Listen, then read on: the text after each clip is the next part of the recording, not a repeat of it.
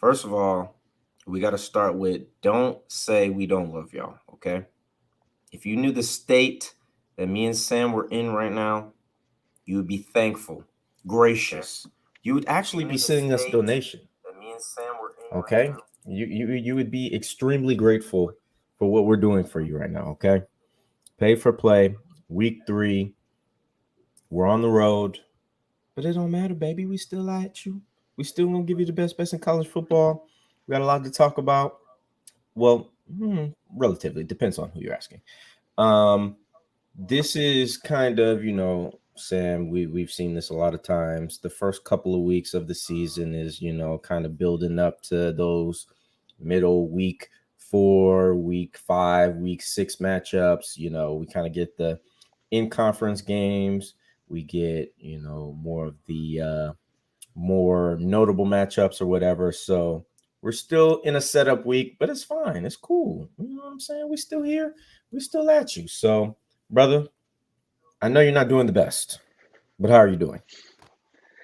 I'm all right. It was about a 22-hour day for me yesterday. Traveled out to Chuck's neck of the woods, out here in land of the Chiefs Kingdom, St. Joe, Missouri, just north of Kansas City.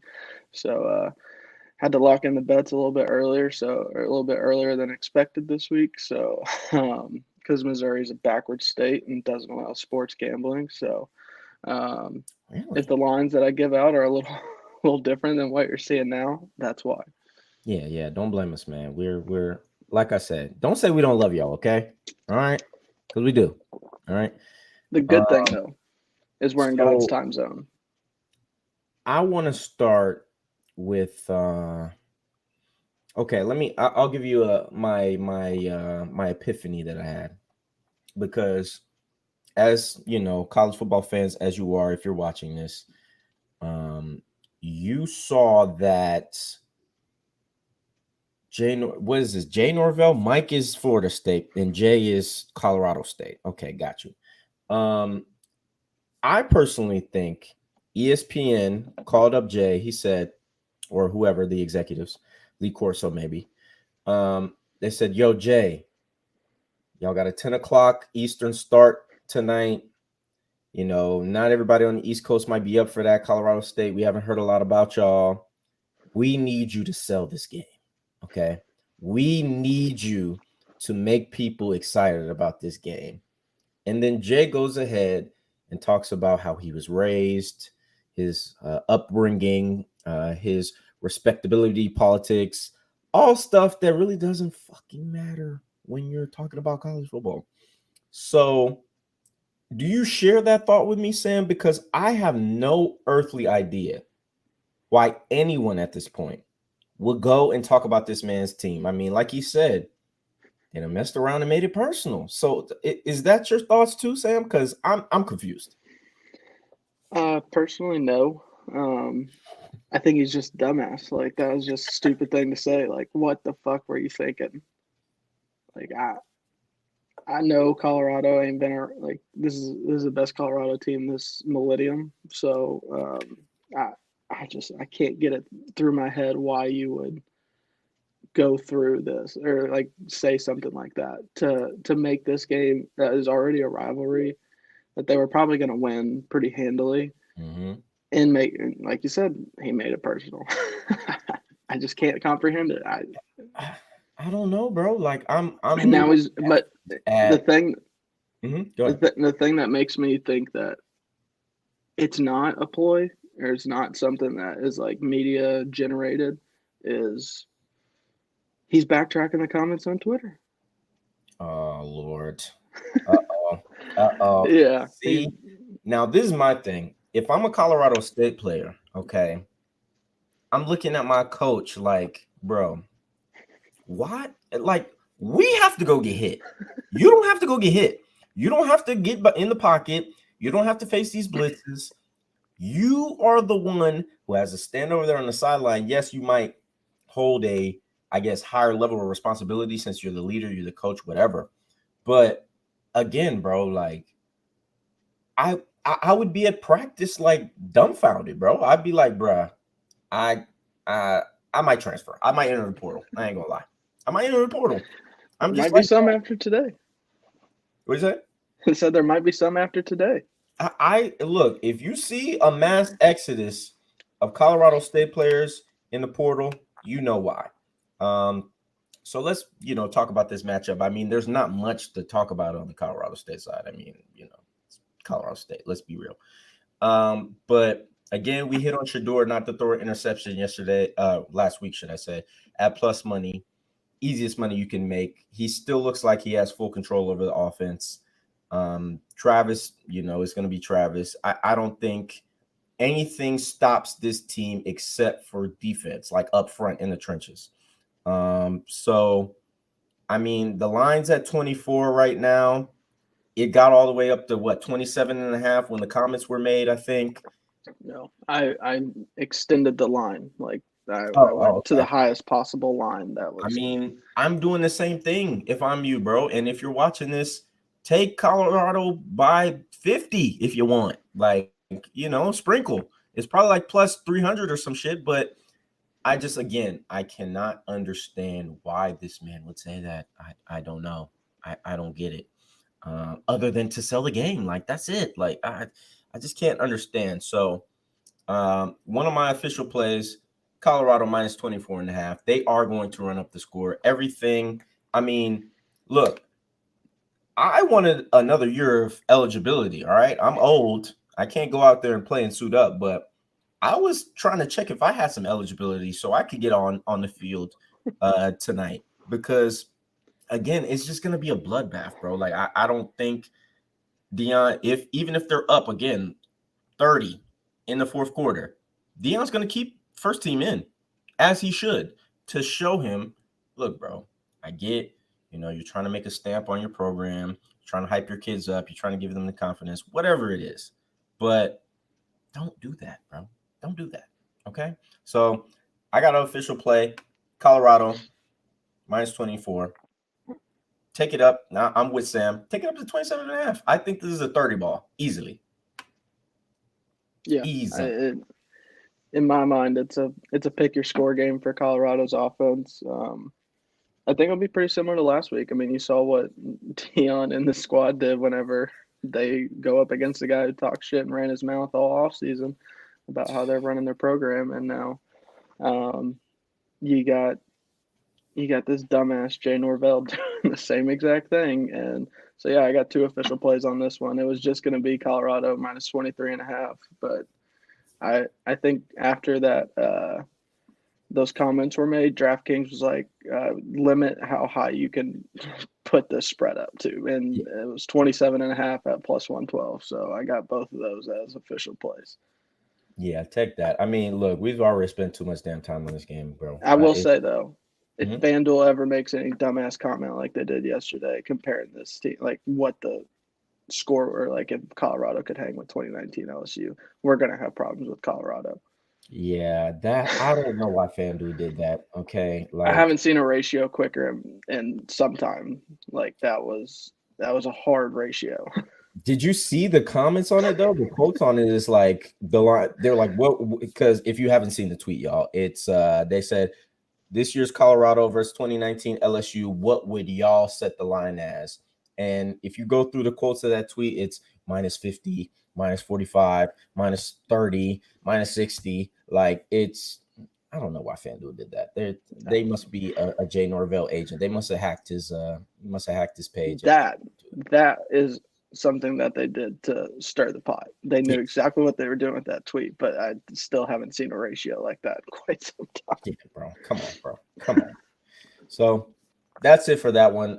We already know how that's going to turn out. So let's go to the champions, man. I want to start with the fact that I've said that this is going to be our biggest test probably of the year. As we look around the landscape of the rest of the SEC East, everybody's pretty much where we thought they would be. Pretty disappointing. We'll get to the Gators and the Volunteers shortly after this, but in my opinion, this is the biggest test for the Dogs. We're at home though. It's 26.5. Kind of a steep number for me because I do think we are that much better than South Carolina, but I'm a little concerned that our offensive line isn't getting the type of push that we were getting last year. The run game, I think, isn't an issue, but it's not as good as it was. All right. So I would be a little hesitant to take that 26.5 personally. Um, I wouldn't bet with South Carolina though, because it could happen. But I'll definitely be looking at some props that I'll mention later on in the show about this. But Sam, how are you feeling about this matchup? I don't think it's your toughest test. I mean, after watching what North Carolina did against South Carolina, just like manhandling them on the line of scrimmage, yeah, you all might not be as dominant, but you're better than North Carolina on both sides of the ball. Like Spencer Rattler was running for his life, and he has no offensive line. So I mean, I think Georgia, I don't know what sacks props are in college football if there are any, but I'd be taking them if I could find them. Like, Mm-hmm. I, the fact that you are at home, I know I can't remember who exactly it was. At Hemingway from South Carolina that made those comments at SEC Media Days that Georgia or is it Samford's not really a tough place to play. Like you can't give this fan base a reason to get up for this game. Like I still think your all's toughest test will be at Tennessee at the end of the year. Personally, I think give Joe Milton some time to find his rhythm in that system. I don't think he's anywhere near Hendon Hooker, but still, I think that'll be your toughest test, and we'll talk about that later. Mm-hmm. But yeah, I think Georgia wins big. Like it, that you all won big at Columbia last year, and I think South Carolina's taken a little bit of a step back, and we both thought going into the year that they were going to take a little bit of a step forward. So Rattler's been playing all right, but even like you watch what North Carolina was able to do against them on the lines of scrimmage, and then for the next week for them to be right back to that same old defense that was giving up play after play to Appalachian State, like it doesn't make sense to me why like after seeing those two games like back to back, it's tough for me to think South Carolina's gonna be able to do a whole lot of anything. Like I still think Spencer's going to be running for his life, and they'll probably get some points. But I think your all's defense will set your offense up pretty well, and hopefully the slow start isn't there. But I mean, even if you all have had slow starts, but it's still like you're putting up like 30 in the first half. Like the second quarter's been big. The first quarter hasn't been good, but the second quarter's been good. Yeah. So I think the energy in the stadium will be enough to get this offense kind of going, and the defense will be flying around. Yeah, for sure. And I wish this was a night game. I really do, but it happens. The UAB game is going to be a night game. Woo!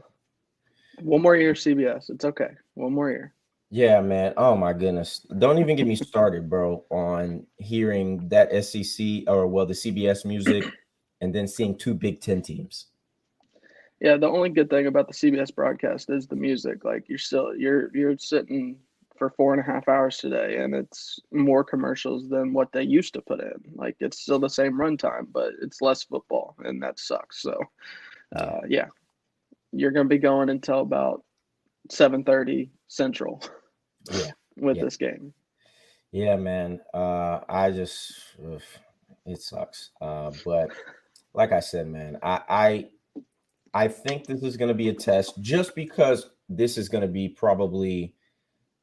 I like Joe Milton. We'll get into him in this next segment, but I think Spencer is definitely the best quarterback that we're going to face all year. And again, Kirby likes to be manned up, for a majority of the game. Yes, we have a amazing secondary, but we do have some injuries back there. Javon Bullard left the game last week with a little knock. I think he's playing today, but he might be limited. I think we do see Lad McConkey today for the first time this season. Coaches were kind of holding him out and didn't really need him in the first two games anyway, so it's not really a big factor. But we'll see what happens, man. I'm just scared of that 26.5 because it didn't reflect in the first two games that we were as dominant as we have been in the past 2 years. But I mean, come on, bro. It's a lot to ask to be that It's your dominant. all's preseason. I do have 27.5 as an official play today. Oh, okay. There we go. Look, scare money don't make no money, baby. Let's go. I'm chalky today, by the way, so just be prepared. Come on now. Come on now. Yeah, out there in the boonies. Um, Now we'll go to a bigger matchup. They play this game every year. It's an entertaining shit show. I'll say that. It's not the greatest football that we've seen, but it is pretty interesting. You have the Tennessee Volunteers going to the Swamp. Sam, they haven't won in the Swamp since '03, since George Bush was president. Okay. First I had term. no idea about that at all. So they're at 5.5. Um, Tennessee really hasn't been challenged. I mean, they were, I guess they made it interesting in week 1. I don't say it was a challenge, but they made it interesting. How are you feeling about this one? Florida obviously had a big win last week, but pushover win. So how you feeling? I'm very down on the Florida Gators this year. I think I said it in our SEC preview that we did before the season on Players Ball, that I took Florida under 5.5 wins. They haven't shown me anything this year. Like, Sunbelt Billy is gonna be in for a world of hurt. Like, and you can't, like, as an SEC coach, to have the nickname Sunbelt Billy, like, it's a tough nickname to come back from. Like, that's your reputation, man. And I've been a little disappointed with Tennessee to start the year, especially offensively. But I think a lot, like, Joe Milton's numbers would definitely be better, like, if the receivers could just catch the ball. Like, I don't think it's all on him, but there's been it hasn't clicked like I thought it would, and it didn't look as well as it did in the bowl game last year against Clemson. So it's been a little bit surprising to me, but you got to shake this. Haven't won in the Swamp since '03. Like, LSU went in there whenever they had a Heisman quarterback, and fucking Max Johnson led them to a win in the Swamp. Like, it's not what it used to be. I think it'll be rocking tonight, but it's not like a place where you can't go in and get a dub. Like, Florida is not a good team this year, and I think by the end of the year, a lot of people are going to see that. And I think Billy's really heating up the hot seat. Like, him and Jimbo are going back and forth for the hottest seat in the SEC right now. So, I believe in Tennessee's defense a little bit more this year. They played pretty well. I want to see the offense clicking, and it'll be Joe's, like, first true road test, I believe. So it'll be interesting. I think the spread is probably pretty close to right, but I do have Tennessee -6.5 as an official play. Yeah, I would take that. I think 5.5 is very generous. So thank you, odds makers. I like the total in this one, 57. I think you're going to be able to get out and get those big plays from Tennessee. And my main issue with Florida, bro, is defensively, they're pretty good. I'm not going to lie. They're pretty good, but they're not, like, great. I'm not ready to believe that just yet, personally. Yeah. They played a backup quarterback week 1. Like, yeah, that's what I'm saying. Like, so it's like, they're pretty good. Like, I don't want to go too far with them. Like, you know what I'm saying? But they don't really have an identity. I mean, you're supposed to have 2, I guess, NFL caliber running backs, I guess, if you want to say that, but they haven't really popped off of the screen like that. So that's the problem. But they don't have the line to get those backs going. Like, I think Tennessee's going to control the lines in this one. That's where I'm at with it. Yeah, like, in the trenches, I think it's Tennessee. Like, I don't think it's even close. We heard about this D line from Florida pretty much all offseason. Haven't really delivered like that. So like I said, there's just I don't look at the Florida Gators and say, okay, this is the strong point of the team. I can't straight out say that. I think it's going to be hard to run the ball. Graham Mertz is doo-doo. Okay, so I don't think he's going to help the situation any better if you can't run the ball. So like I said, I think this is a dub for Tennessee. I know it's been since '03. It's been 20 years, but I think they're a better football team. Like I said, I like the number 57 to go over.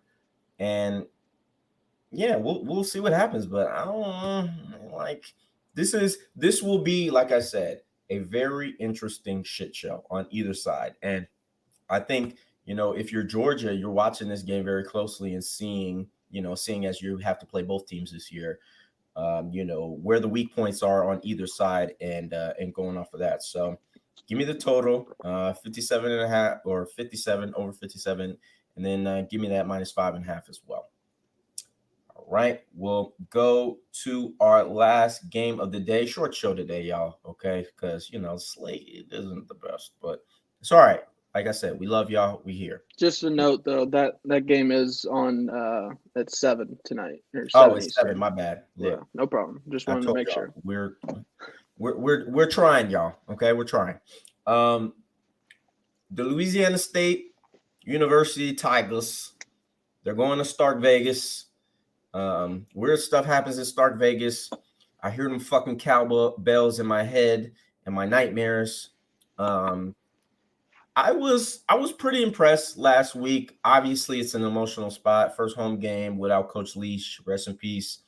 I took their 9.5 as well because like I said, I just felt like that was a natural, especially with an out of conference opponent like Arizona. I thought that was a easy spot right there to get that 10-point victory. So, what are your concerns going into this game? Obviously, you guys beat the hell out of Grambling like we thought, but what's your thoughts going into this game? Um, I'm a little concerned with Mississippi State's plan to attack LSU. Like the way you're gonna get LSU this year is going at the secondary, especially early in the season, whenever they haven't had time to really gel yet. Like they're still trying to find their footing. They're playing different guys out there. And Mississippi State's become a run heavy team, and I don't think they have the lines to do that. So uh, if they're going to do what they did against Arizona State, like Arizona State had a small line and they couldn't really dominate the way they wanted to. I think Mississippi State has a good running back, but at the end of the day, if they're going to line up against LSU's front, like that's the one area of um, promise that I want to see, or that I think is it's not the way to attack LSU this year. Like even they did good against Florida State for the most part, controlling the run. And Florida State has a much better offensive line than anything Mississippi State's going to put out there. So if Mississippi State's going to sit there and try to line up and run the ball the entire game, I don't think it's going to go well for them. I'm not.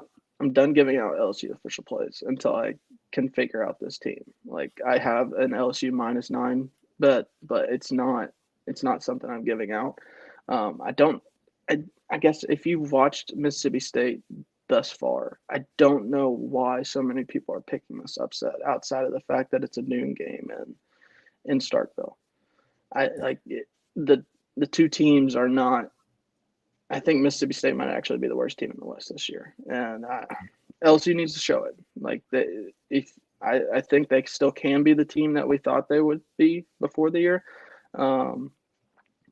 even with everything that happened in the Florida State game. Like I think Florida State's probably better than what most people thought, including myself. So go out, show some fight on offense, like get this running game going. Logan Diggs looked really good last week. I know it was against Grambling, but he looked like he had any more elusiveness and better vision than any running back that I've seen the last couple of years at LSU. So yeah, that gave me some hope.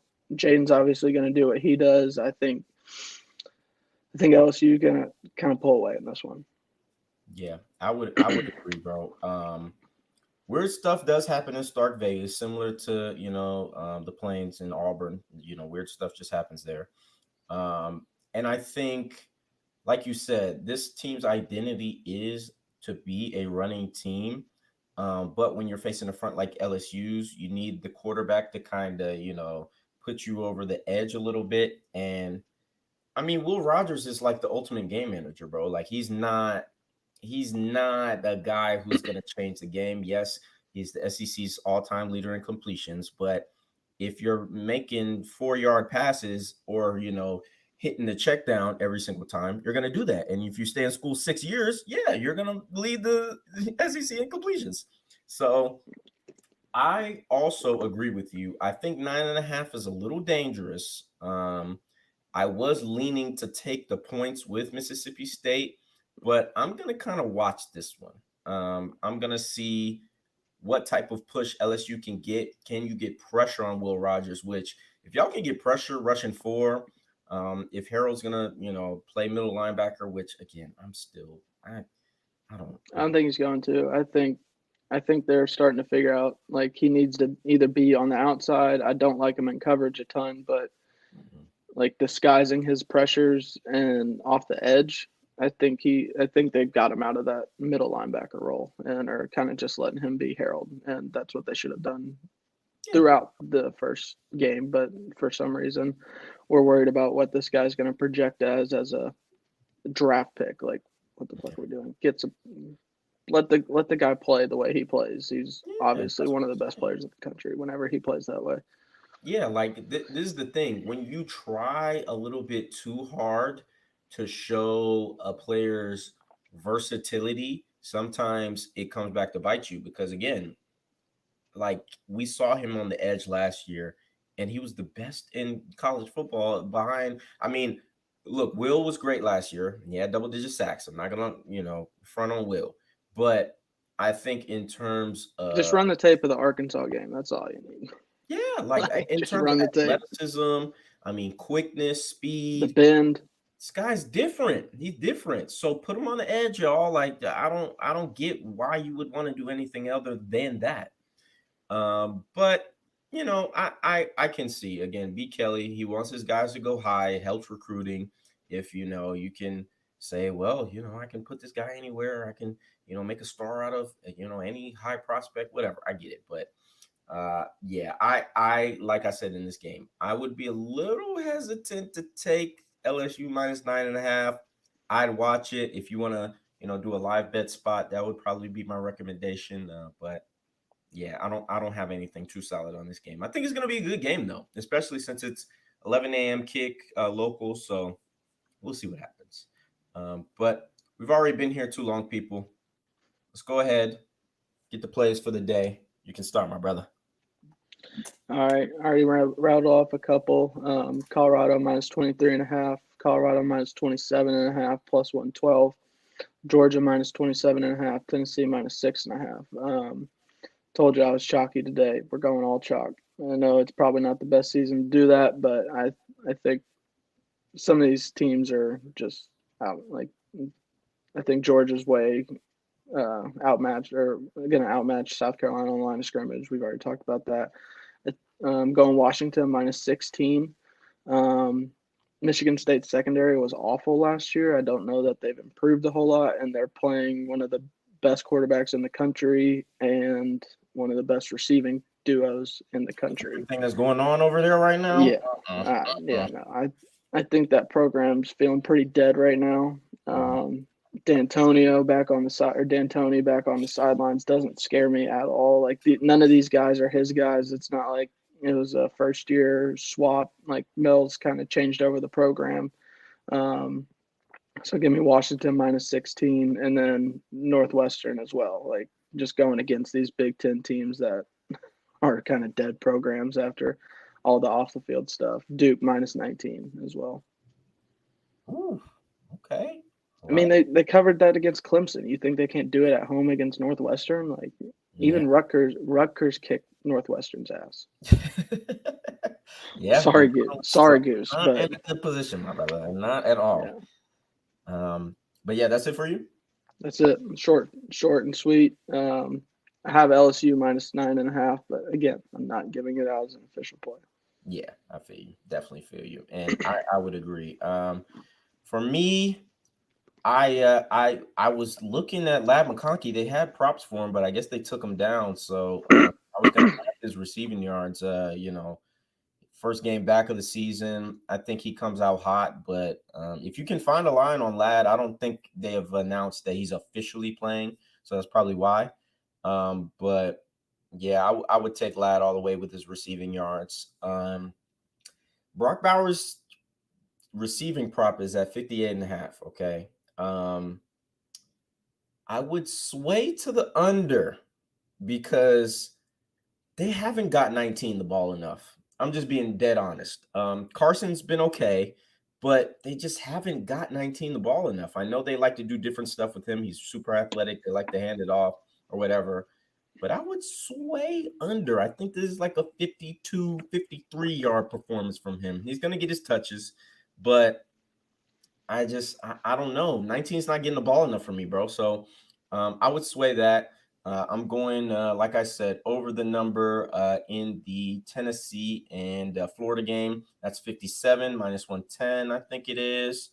I'm going minus 34 with the Tide. All right. I know we saw last week. It wasn't good. They're in South Florida. Where's South Florida? That's not Miami. It's in Orlando or something. I don't know. Wherever the hell it is, they're going to get their ass beat. That's a weird game, man. I know we're not talking about that one, but why the fuck are they playing in Tampa, Florida?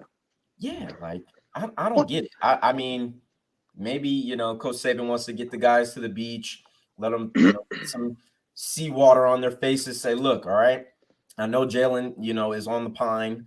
I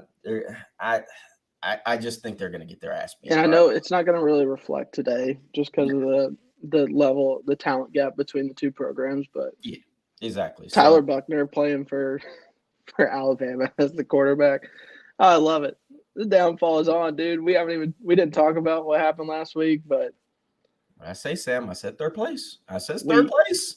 Told you. I feel so vindicated, man. I feel so vindicated. The downfall is on. The downfall is on. Like, come on. Like, I prayed for times like this. They ruined my life. They ruined my childhood. That fucker from Alabama, Nick Saban. Like, I hate him.